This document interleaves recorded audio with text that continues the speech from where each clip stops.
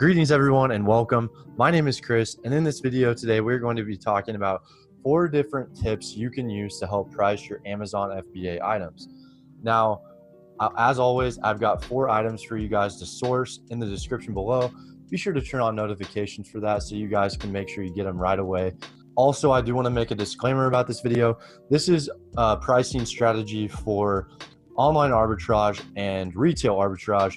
It's really not a pricing strategy for private labeling or wholesale. Private labeling because you're the one who owns the listing and you're the one who completely controls it and makes that up, and you don't have to worry about other people jumping on. And wholesale, because there's a thing called map pricing, there's a minimum that you don't have to worry about going below that.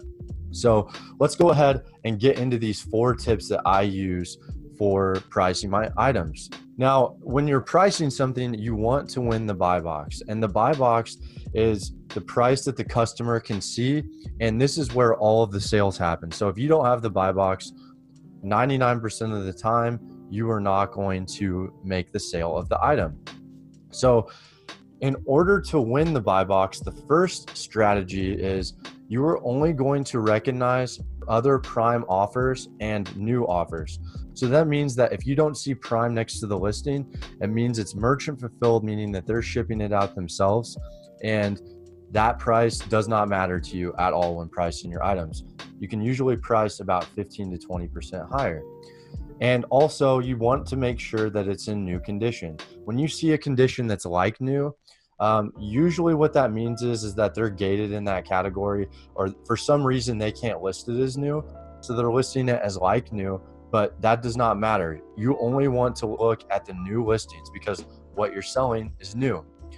That leads me into strategy number 2, which is do not keep lowering your price on an item. So what this can do is, let's say I have an item I'm selling and the price I listed at 30, and then a seller tries to undercut me at $29.98, and this keeps happening where by 3 or 4 days the item could be $20. It's kind of like waiting in line when you price your items, assuming there isn't a huge spike in new sellers. You don't have to really worry about this. So just make a price. As long as it's within 5% of the buy box, you're gonna be fine. Now, number 3 is if there are no FBA offers, meaning prime offers, that means I would mark that 15 to 20% higher than the merchant fulfilled listing. So that means that if they're selling it for $10, you want to list that at prime for $12 to $15.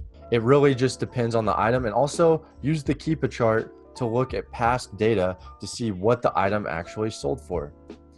And my last point, and probably the most important, is using a repressor to automatically make sure your items are competitive. When you're selling on Amazon and you're building up a portfolio of items and you're getting a large amount of different ASINs in there, you don't want to spend all day on the buy box. The goal is to automate this business and make it as passive as possible.